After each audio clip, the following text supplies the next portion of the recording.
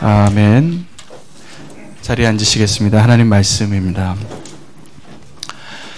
창세기 28장에 이제 야곱이 집을 떠나는 내용의 본문을 가지고 길을 떠날 준비가 되었습니까? 라는 제목으로 오늘 말씀을 함께 나누기를 원합니다.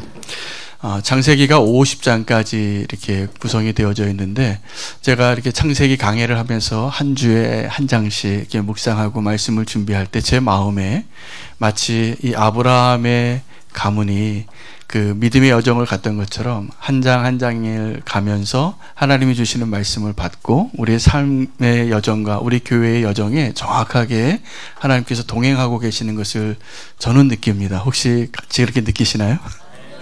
네, 그래서 하나님께서 우리와 함께 하시고 그 믿음의 여정 가운데 있게 해주신 것 같습니다. 근데 이제 아브라함과 이삭과 야곱으로 와서 야곱이 그 믿음의 여정을 시작합니다. 아브라함은 본토 친척 아비의 집을 떠나서 하란에서 이렇게 이제 이 가나안 땅으로 오게 됐는데, 이삭은 그 땅에 잘 정착했고, 야곱이 오늘 본문에 의하면 그 가나안 땅에서 도로 하란으로 갑니다. 하란으로 가면서 이제 그의 나그네 길이 시작이 되어지는 것이죠. 오늘 이 야곱의 모습이 왜 중요하냐 하면, 야곱의 이 믿음의 여정이 사실은 그는 하나님의 그 축복을 알고 축복을 받고 싶어서 평생을 살았던 사람인데, 긴 고난의 길을 갑니다. 그래서 사실은 야곱의 일생이 이 창세기 본문 가운데 족장이 3명이 나오잖아요. 아브라함, 이삭, 야곱 중에서 제일 많은 분량을 할애해서 기록하고 있습니다. 그러니까 야곱의 여정 가운데 사실은 그가 겪는 모든 것들이 우리의 인생의 이야기 같아요. 그래서 이 야곱이 오늘 길을 떠나게 되는데, 그 가운데 오늘 우리의 인생 가운데 하나님의 분명한 음성이 있을 거라고 저는 믿습니다. 그래서 오늘 이 예배를 통해서 하나님을 꼭 경험하시고 그 믿음의 여정을 잘 감당하실 수 있는 은혜가 있기를 원합니다. 이 야곱이 오늘 이제 나그네 길을 시작하게 되는데, 야곱이 이 나그네 길을 좋아했을까요? 안 좋아했을까요? 네. 야곱이 이 나그네 길을 좋아했던 사람이 아니었을 가능성이 아주 높습니다. 그리고 지금 상황이 그렇습니다. 자, 이 야곱은 형 에서와 야곱을 비교했을 때 어떻게 비교하냐면, 형 에서는 활동적인 사람이고 근육질의 사람이고 사냥을 잘하고 그래서 남자다운 사람이었습니다. 그래서 밖으로 나돌아다니는 걸 좋아했던 사람이죠. 만약에 이 믿음의 여정이 에서를 중심으로 전개됐다면, 에서는 주님, 제가 가겠습니다, 길을 인도해 주십시오, 힘차게 기쁨으로 허리띠 딱 졸라매고 갔을 텐데, 이 야곱은 어떤 사람이었냐면 원래 조용한 사람이었습니다. 그래서 아버지보다는 천막 안에 늘 있었던 어머니와 친했습니다. 아마 제가 보기에는 설거지도 잘했을 것 같아요. 그리고 이 집에서 그 여성적인 그러한 것들을 잘 적합한 모습으로 살고 있었던 사람이기 때문에 이 지금 길을 떠나서 정처 없이 가는 길을 좋아했을 리가 없습니다. 더 그 좋아했을 리가 없는 이유는 사실은 이 집을 형은 맨날 밖에 돌아다닐 때 이 야곱은 천막 안에서 어머니와 이야기하고 겉모술수를 다 주도 면밀하게 하면서 형의 축복을 뺏어가고, 그리고 그 안에서 안주하기를 원했던 사람이에요. 그런데 하나님이 그렇게 내버려 두지 않는 모습을 보게 됩니다. 이 야곱이 길을 떠나게 되는데 어쩔 수 없이 집을 떠나요. 왜죠? 네, 아주 본질적인 이유는 형 에서한테 맞아 죽을까 봐였어요. 그래서 떠나는데, 어머니가 이렇게 얘기해서 떠나게 되는데, 더 본질적인 원인이 있습니다. 형 에서를 피해서 이렇게 떠나게 되지만 더 본질적인 이유가 무엇이냐 하면, 하나님의 축복을 자기의 방식으로 얻으려고 했기 때문이에요. 자, 이 야곱이 지금 자기가 원치 않는 나그네 길을 왜 시작하게 되냐 하면, 하나님의 축복을 사모하고 하나님의 축복을 에서보다 더 많이 잘 알고 이해하고 있었고, 그 약속을 붙잡았던 사람임에도 불구하고 그 하나님의 약속을 나의 방법으로 움켜잡은 겁니다. 사실은 속여서 그랬는데, 이제 하나님께서 정말 그에게 축복을 주시기 위해서 길을 떠나게 하십니다. 우리의 인생 가운데에도 하나님께서 동일한 일을 많이 하시는 것을 봅니다. 적어도 저에게는 그렇게 하셨던 것 같아요. 아마 여러분에게도 그러한 간증이 많이 있을 것이라 믿습니다. 이 리브가와 야곱이 서로 한편이 되어지고 이 이삭과 에서가 한편이 되어져 있는데, 지금 이삭은 노년에 눈이 어두워졌다 그랬잖아요. 눈이 어두워져서 자기 두 아들도 분간 못했는데, 그래서 축복을 잘못해줬는데, 야곱이 길을 떠나겠다고 하니까 이삭이 축복을 합니다. 가는 아들에게 축복을 하는데, 그렇게 축복하게 되게 만들기 위해서 또 이 장막 뒤에서 조종자가 나옵니다. 리브가입니다. 리브가는 천막 뒤에 커튼 뒤에 권력이에요. 제가 보니까 이 리브가가 이렇게 다 계략을 짜요. 어떻게 짜냐 하면, 이 이삭이 축복하고 야곱이 명분을 갖고 에서를 떠나게 하는데 어떤 명분을 찾게 되냐면, 바로 전장 마지막에 창세기 27장 46절에 한 구절이 나오는데 이렇게 나옵니다. 내가 햇사람의 딸들로 말미암아 내 삶이 싫어졌거늘 야곱이 만일 이 땅의 딸들 곧 그들과 같은 햇사람의 딸들 중에서 아내를 맞이하면 내 삶이 내게 무슨 재미가 있으리까 라고 기록이 되어져 있습니다. 그리고 이 리브가가 이삭에게 말합니다. 에서가 이 땅에 있는 가나안 해족속 여인들 며느리를 데려왔는데 보셨죠? 이렇게 짧은 치마 입고 다니는 거 보셨죠? 이러는 거예요. 이렇게 화장 진하게 입고 다니는 거 보셨죠? 마음에 안 들잖아요. 그래서 우리 저기 멀리 있는 우리 고향에 있는 며느리 데려옵시다 라고 그 명분을 갖고 떠나게 하는 겁니다. 떠나게 하는데, 이 이삭은 이때까지만 해도 에서가 무슨 말을 했는지를 모르고 있는 것 같아요. 분명히 이 리브가가 야곱에게 얘기할 때는 너희 형이 지금 너를 죽이려고 하니까 너는 도망가라 라고 피해라 라고 얘기하는데, 이삭은 그런 거 하나도 여기 얘기하지 않고 정말 그냥 축복하는 말로 가라 그럽니다. 이유는 이곳 땅에서 며느리 구하지 말라 였어요. 그래서 좋은 핑계를 찾았고 그 명분을 가지고 떠나게 됩니다. 제가 오늘 야곱 이야기를 하려고 하는데, 야곱 이야기보다 에서 이야기를 먼저 좀 하고 오늘 더 제가 나누고자 하는 본론의 이야기를 하고 싶습니다. 이 에서가 항상 한 박자 늦게 하나님의 축복을 놓치는 것 같아요. 여러분 그렇게 사시지 않기를 원합니다.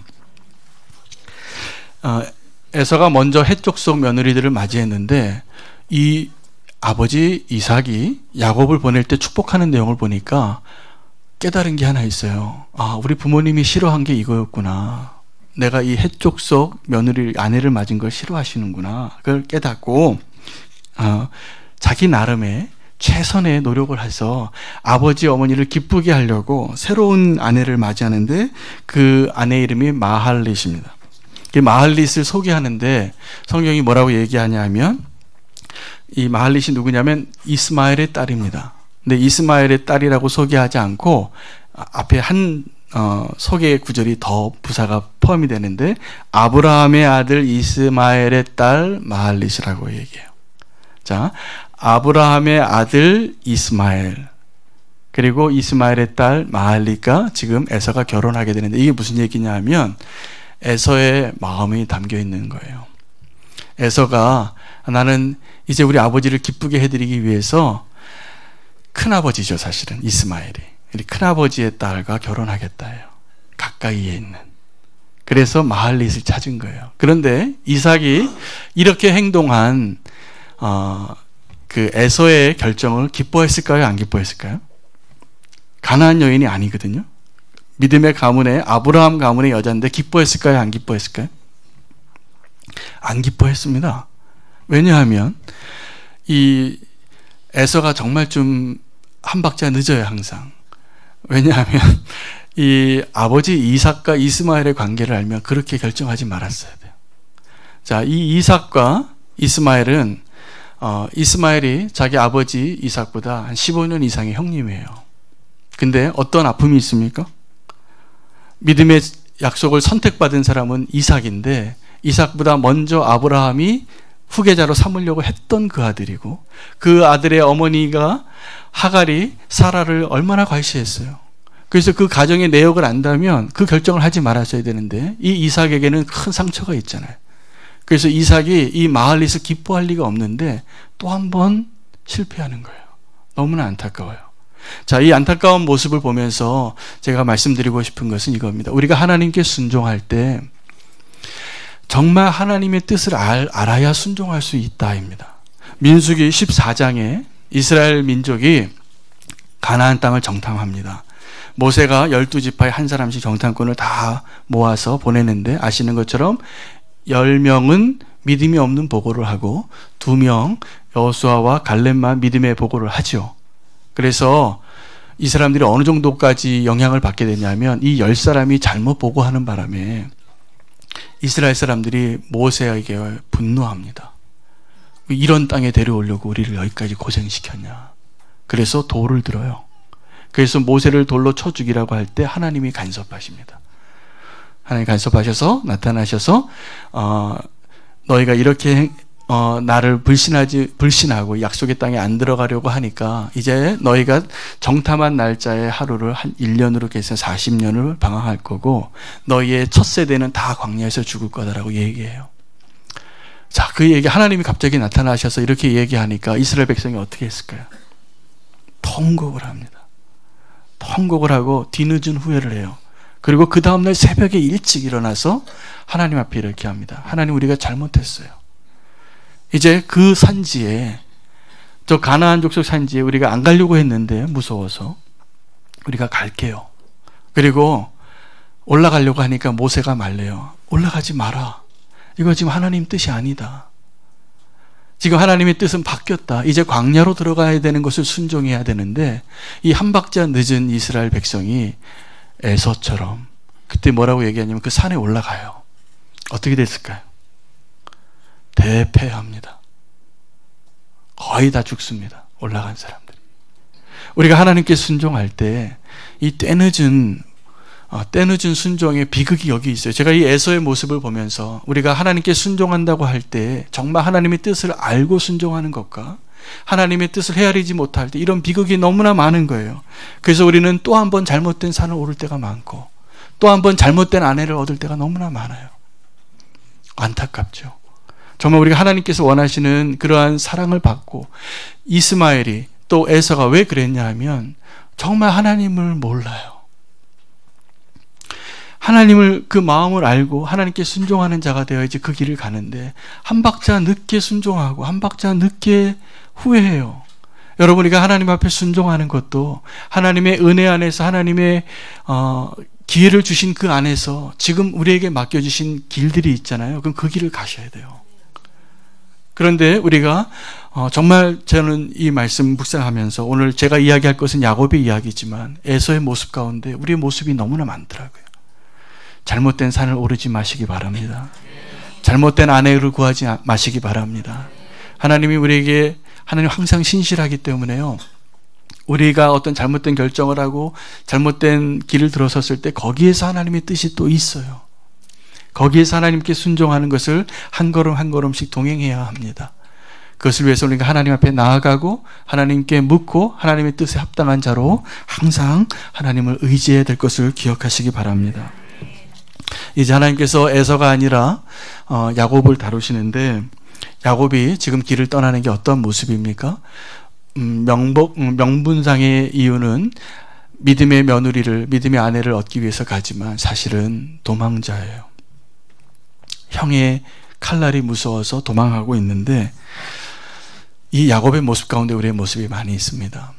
해결되지 않은 것을 해결해 보려고 리브가가 어떻게 고민을 했냐면 이렇게 20년이나 있다가 올 줄 몰랐어요. 리브가는. 야곱이 지금 밧단 아람으로 가서 자기 오빠가 있는 곳에 가서 20년이나 있다가 올지 몰랐을 겁니다. 그냥 형 에서의 화가 풀릴 때까지 좀 피해 있어라. 근데 그 거리가 얼만큼 뭐냐 하면은요 1000km가 되는 거리예요. 이게 한 달 이상을 걸어가야 되는 거리였어요. 그러니까는 거리로 따지면 부산에서 신의주예요. 그 정도 거리를 보낸 거예요. 잠시 형의 분노에서부터 좀 피해 있으라. 리브가의 마음에 또 야곱의 마음에는 단지 이거였을 겁니다. 시간이 해결해 주겠지. 그러나 여러분, 우리가 다 경험해서 아는 것처럼 이 해결되지 않은 문제 또 우리 인생에 풀리지 않은 매듭은 시간이 지난다고 해결되지 않습니다. 우리의 기억에서 잊혀질 수는 있지만 사실은 하나님의 완전한 계획 안에는 우리가 다시 해결되지 않은 그 문제 앞에 서게 하실 겁니다. 기억하십시오. 오늘 본문이 그거예요. 하나님께서 그 문제를 해결하게 하시는데 하나님이 도와주시겠다 해요. 그냥 문제가 있는데 그 문제를 해결하지 않고 지금 야곱의 이 발걸음은 그 문제를 피해서 시간이 해결해 주겠지? 그리고 그냥 덮어두고 그 일이 없었던 것처럼 잊고 살아가고 싶은 우리의 모습인 것을 보게 됩니다. 야곱이 하나님의 축복을 받았어요. 형에게 장자권도 얻었고 아버지의 축복도 받았는데 실제로 그의 삶은 고난의 연속이고 나그네의 길이고 자기가 원치 않는 모습의 길이 계속 이어지고 있습니다. 한번 생각해 보시겠습니까? 야곱이 발 뻗고 잔 밤이 몇 밤이나 될까요? 제가 보기에 야곱은 발 뻗고 잔 날이 별로 안 될 것 같아요. 그렇게 원하는 축복을 손에 잡고 있었는데 마음 편하게 잠을 못 자는 사람이에요. 이게 축복일까요? 분명히 그는 축복을 알고 축복의 명분을 얻고 속여서 축복까지 다 받았는데 축복이 아닌 것이에요. 하나님 우리에게 정말 축복을 주시기 위해서 어떻게 하시냐면 이제 그 길을 떠나게 하십니다. 그래서 이 도망자의 모습에서 하나님께서 오늘 베델에서 우연히 야곱을 만나게 해주세요. 야곱이 이제 이 1000km의 길을 가는데 부산에서 신의주까지 가는 한 2, 3일 걸려서 한 100km 정도 갔을 때 그냥 너무나 경황 없이 떠나서 베개도 안 챙기고 와서 돌베개 베고 자다가 그곳에서 하나님을 만나게 해주시는 경험을 하게 해요. 자, 그곳이 하늘문이 열리고 사다리가 있는데 천사가 오르락내리락 하는 것을 꿈에 보고 하나님이 말씀하셔서 네가 지금 누운 이 땅이 하나님의 집이고 기도하는 문이고 하늘을 향한 문이 열린 곳이야 라고 말해주는 것이에요. 그곳에서 하나님을 만났기 때문에 야곱이 이제 진짜 여정을 가능하게 합니다. 하나님께서 약속을 해요. 3가지 약속을 하는데 어떤 약속이냐면 내가 너와 함께 하리라. 그리고 내가 너를 지켜주리라. 또 하나는 내가 너로 이곳에 꼭 반드시 돌아오게 하리라. 그런데 이 약속이 없었다면 이 야곱은 20년 동안 이곳을 기억하고 돌아오지 않았을 겁니다. 근데 하나님께서 이 베델의 약속을 통해서 야곱을 다시 돌아오게 하십니다. 그리고 다시 돌아오게 하는 날 형과의 문제가 풀어지는 거예요. 문제가 풀어집니다. 저는 저와 여러분에게 아직도 풀려지지 않은 매듭이 있어요. 그래서 우리의 모습은 어떠냐 하면 사실은 하나님께서 우리를 다 이 야곱처럼 인도하고 계셨을 겁니다. 아직 해결되지 않은 문제, 아직 회개하지 않은 문제, 아직 풀어지지 않은 매듭, 이것들을요 하나님이 아세요. 근데 지금 우리가 그걸 감당할 준비가 안 돼 있으니까 나그네 길을 보내게 하십니다. 나그네 길을 가게 해요. 아버지의 품을 떠나서 멀리 가요. 근데 하나님께서 다시 돌아오게 하실 겁니다. 돌아오게 하시고 그곳에서 그 진정한 회복과 야곱의 인생 가운데 진짜 회복이 일어나게 되는 것을 기억하시면 좋겠습니다. 그 야곱이 그냥 돌베개 베고 잤던 그곳이 베델인데 베델은 뜻이 하나님의 집이란 뜻입니다. 그리고 그곳에서 그가 서원을 하죠. 내가 만약에 하나님의 약속대로 이곳에 다시 돌아오게 되면 이 내가 돌베개 베고 잤던 이 돌을 기둥으로 삼아서 하나님의 제단을 쌓겠습니다. 그리고 내가 내 소유의 모든 것의 10분의 1을 드리겠습니다 라고 서원을 하게 됩니다. 베델은 이 나그네 길을 시작한 두려움 가운데 발 뻗고 자지 못하고 이제 정처 없이 길을 떠난 이 야곱에게 있어서는 잊지 못할 기억이에요. 자, 이 베델이 어떠한 곳인가를 좀 나누어야 합니다. 이 베델은 야곱의 인생에 있어서 과거와 미래가 다 연결되어지는 곳입니다. 자, 이 베델이 어떠한 곳이냐면 아브라함이 창세기 12장에 최초에 하나님께 제단을 쌓았던 것이 베델입니다. 아브라함이 멜기세덱에게 11조를 드렸던 것이 베델입니다. 이삭이 하나님의 이름을 불렀던 것이 베델입니다. 다시 약속이 회복이 되어진 것이 베델입니다. 그런데 그 베델을 야곱이 어떻게 가게 되냐면 도망치다가 자기가 알지 못하는 어떤 곳에서 누워 잤는데 그곳이 베델이었어요. 아버지, 할아버지, 그 과거에 하나님께서 약속하시고 나타나셔서 선택하셔서 믿음의 역사를 시작했던 그 과거의 역사가 이 베델에 있었다는 것을 알게 됩니다. 또 하나는 너희가 나중에 이곳에 꼭 돌아오게 되리라. 자, 이 야곱에게 있어서 미래의 모든 시간은 이곳으로 정착되게 되는 겁니다. 내가 지금 갈 바를 알지 못하고 가지만 내 미래는 여기에 있다. 목적지를 알게 된 거죠. 내가 앞으로 어떤 일을 만나고 어떤 사람을 만나고 어떤 곳으로 갈지 모르지만 내가 돌아올 곳이 있는데 여기구나. 그렇게 알고 떠나게 되는 것입니다. 여러분, 우리가 믿음의 삶을 사는 것은요, 돌아갈 것을 알고 가는 것입니다. 정처 없이 가는 것 같아도 우리가 돌아갈 것이 어디냐면 어디죠? 네, 내 고향이 아니라 하늘나라입니다. 우리가 왔던 곳으로 돌아가게 되는데 그 왔던 곳으로 돌아가는 것을 날마다 주님께서 확인시켜 주시는 것이 예배의 자리예요. 오늘 이 예배의 자리가 저와 여러분에게 야곱에게 있어서의 꼭 베델이 되기를 원합니다. 그 야곱이 이제 그 긴 이야기가 이제 앞으로 창세기 강의가 매일 또 이제 매주 진행이 될 텐데 형과 회복하고 이 베델로 돌아왔을 때 또다시 주변에 있는 땅으로 형 에서가 너 나랑 같이 살자라고 하는데 거기 안 가요. 그리고 세겜 족속의 땅에 정착을 합니다. 근데 그 세겜 족속의 땅에서 불행한 일을 당해요. 그의 딸이 하나 있었는데 디나가 겁탈을 당합니다. 그래서 그 디나의 강간당한 사건을 복수하기 위해서 두 명의 아들이 시므온과 레위가 칼을 차요. 그리고 우리와 함께 하려면 그 딸을 달라고 할 때 조건을 달죠. 너희가 다 할례를 받으면 너희가 함께 교류하는 민족이 되겠다. 그래서 할례를 받고 신음하는 그 일주일 사이에 두 사람이 한 족속을 다 멸해버립니다. 그래서 야곱이 이제 큰일 났어요. 그 한 족속을 멸한 걸로 끝난 게 아니거든요. 주변의 다른 국가들이 다 공격할 텐데 정말 두려워서 그때 야곱이 하는 말이 있습니다. 베델로 올라가자. 베델로 올라가자. 여러분 꼭 기억하시기 바랍니다. 우리에게 진정한 예배가 오늘 드려진다면 우리가 인생 가운데 야곱의 인생을 우리가 살거든요. 문제를 당하고 또 실패하고 또 방황하고 길을 잃어버릴 때 베델을 기억하십시오. 우리가 돌아가야 할 곳은 하나님입니다. 하나님의 집으로 돌아오셔야 돼요. 다른 데 가시지 마세요. 다른 데 가서 길을 더 잃게 됩니다. 주님 앞으로 나오셔야 합니다. 그래서 이 베델은 저와 여러분에게 있어서 아버지의 집, 아버지의 품입니다. 뉴욕 형무소에서 3년간 구속되어 있다가 갑자기 가석방을 당했던 사람이 있습니다. 그 사람의 이름이 빙고라는 사람인데 이 사람이 아내가 있었어요. 그런데 아내는 이 사람이 이렇게 죄를 지은 사람인 줄 몰랐고 그렇게 결혼해서 행복하게 살았는데 이 빙고가 감옥에 들어가고 나서 아내가 소식이 없어요. 그런데 이 남자는 아내를 너무나 사랑하기 때문에 아내에게 편지를 씁니다. 그런데 갑자기 내 형기보다 더 빨리 가석방이 된 거예요. 그래서 3년 만에 나오게 됐는데 아내에게 편지를 씁니다.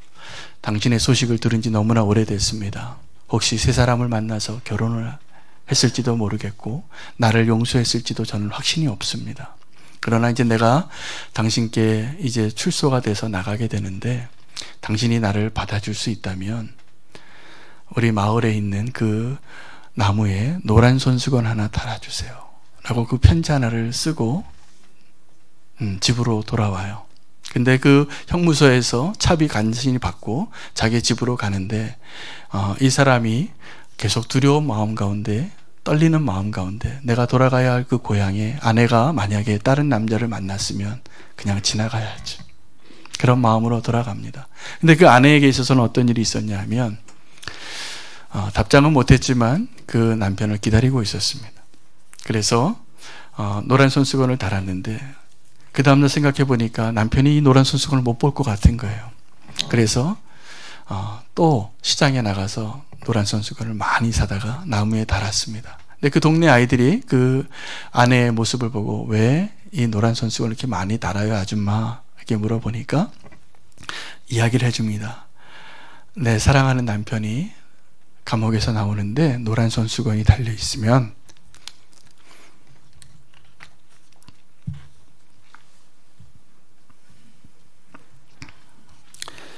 집으로 돌아오고 없으면 그냥 지나간다고 한단다. 그래서 남편이 잘 볼 수 있게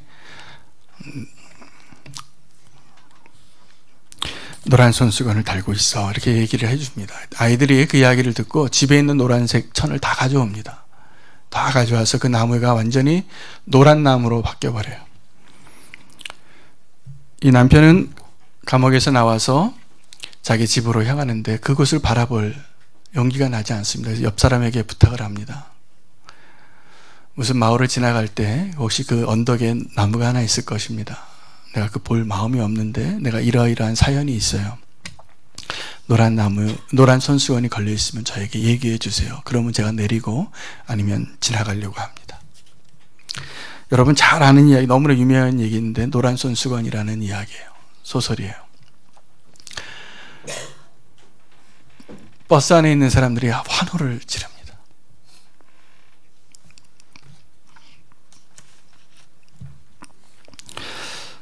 저는 오늘 이제 야곱의 얘기를 하려고 하는데 왜 이 마음이 이렇게 하나님 부어주시는지 모르겠어요.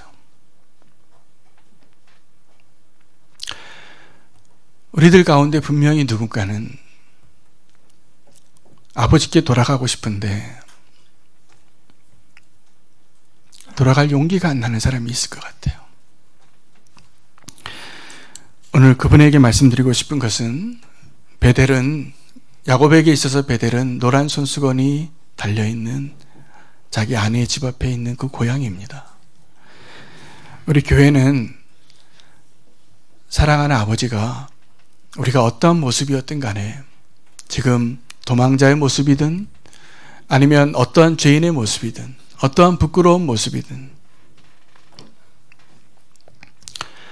내가 너를 기다리고 있다 라고 말씀하시는 그 아버지의 음성이 있는 곳이 되어야 한다고 생각합니다. 제가 알고 있는 한 집사님이 나중에 저한테 이런 얘기, 자기 이야기를 하시는데 어머니와 함께 오랜 세월을 홀어머니 모시고 사셨던 그 집사님이에요. 그런데 나중에 아버지가 나타났대요. 근데 알고 보니까 아버지가 없이 자랐는데 어머니는 아버지 돌아가셨다라고 말씀하셨는데 그게 아니라 일찌감치 바람 피워서 나가신 아버지였어요.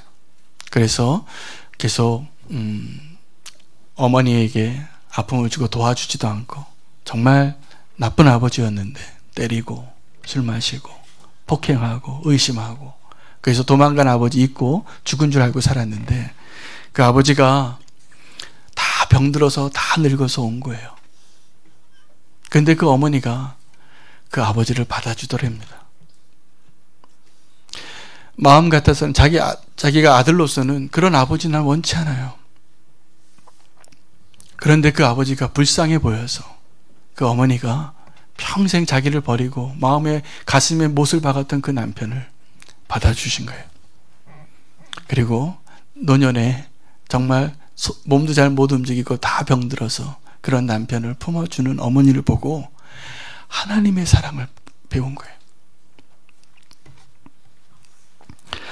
여러분 지금 야곱이 길을 떠나는데 하나님이 하신 일이 그거예요. 네가 지금 앞으로 나가서 무슨 일을 겪을지 모르지만 꼭 기억해라. 네가 돌아올 곳이 여기야. 우리가 베델을 경험하였다면, 우리가 정말 예수님을 안다면 우리가 돌아가야 할 곳이 있는 사람인 것을 기억하십시오. 우리가 길을 떠날 때는 정말 두렵고 갈 바를 알 수 없어서 정처 없이 떠날 것입니다. 여러분 집을 떠날 때, 여행할 때 여행 짐 싸보셨죠? 여행을 많이 다녀본 사람들은 짐이 간편해집니다. 근데 여행 안 다녀본 사람들은 짐이 많아요. 그래서 1박 2일 하는데도 큰 트렁크 가져가시고 그래요. 거기에 다 집어넣고 갑니다. 그게 우리가 여행을 안 떠나본 거예요. 가서 여행자로서 사는 것이 어떤 삶인지 모르기 때문에 짐을 이렇게 많이 가져가는 거예요. 그거 다 짐입니다.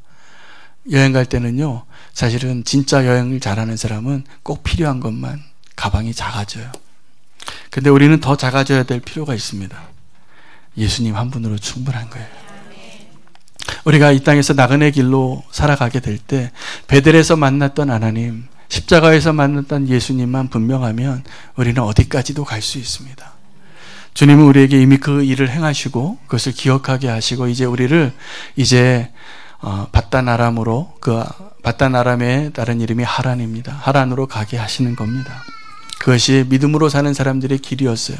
우리보다 먼저 믿음의 삶을 살았던 분들이 다 그렇게 살았습니다. 나그네로 살았어요.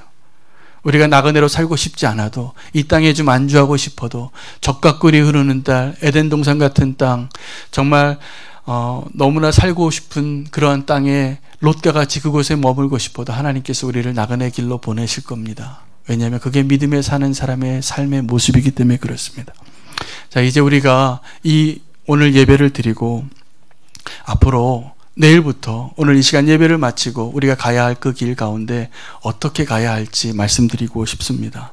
누가복음 14장 25절에서 35절에 제자가 되는 길을 설명하시면서 예수님이 두 가지 비유를 들어요. 하나는 망대를 세우는 자의 비유입니다. 하나는 적군과 전쟁하는 자의 비유예요. 예수님이 제자를 부르시고 너희가 이렇게 살라라고 말할 때 뭐라고 말씀하시냐면 계산하라고 해요. 그 계산하는 게 내가 망대를 쌓기로 결정했는데 그만한 돈이 없으면 짓지 말아야 돼요. 내가 전쟁을 시작했는데 상대방을 이길 수 있을 만한 군사가 없으면 전쟁 시작하지 말아야 돼요.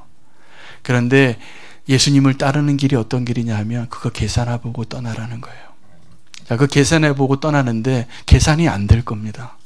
제가 보기에 그 계산해서 그 길 갈 사람 아무도 없어요.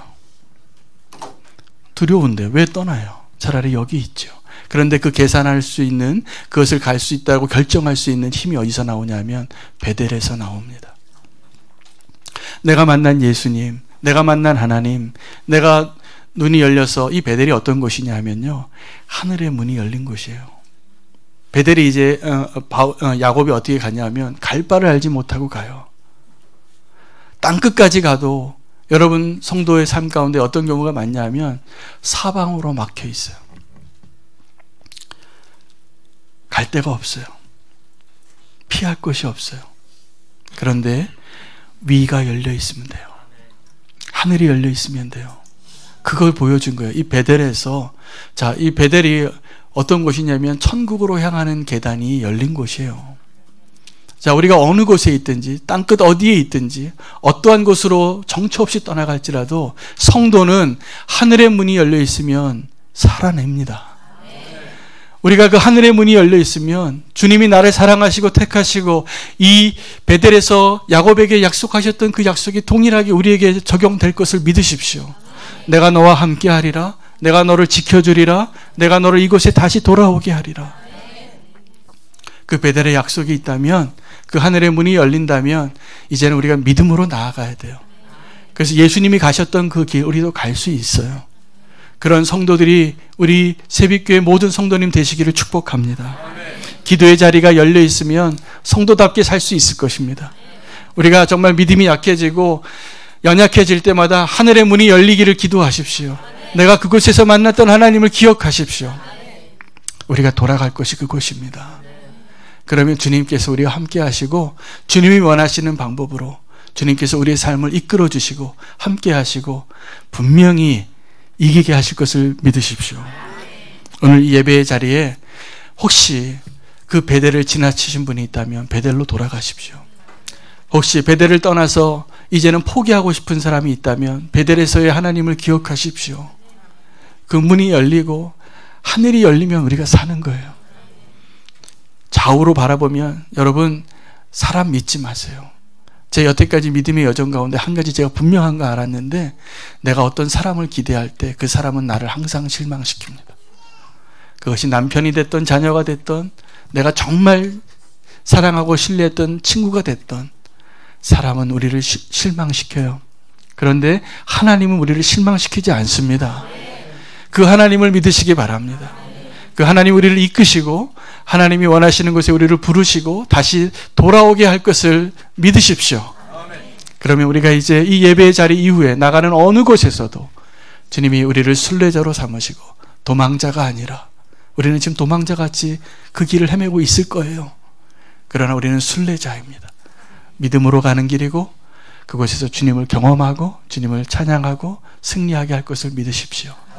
기도하겠습니다. 하나님, 우리에게 하나님의 은혜를 허락하셔서 베델로 인도하심을 인하여 주님을 찬양합니다. 지금은 그 상황을 벗어나고 싶고 해결되지 않은 문제를 피하고 싶어서 그 길을 떠나는 야곱과 같은 모습이지만, 그가 그렇게 붙잡고 싶어하던 그 축복을 우연히 발견한 그것이 베델이었습니다. 하나님, 오늘 이 자리가 베델이 되게 해 주시옵소서. 주님을 향한 눈이 열려서 하늘의 문이 열리고, 하나님, 우리가 주님밖에 없음을 알게 해 주시옵소서. 다른 것 의지하지 아니하고 오직 주님만 의지하며 살 수 있는 야곱의 인생이 되게 해 주시옵소서. 예수님의 이름으로 기도합니다.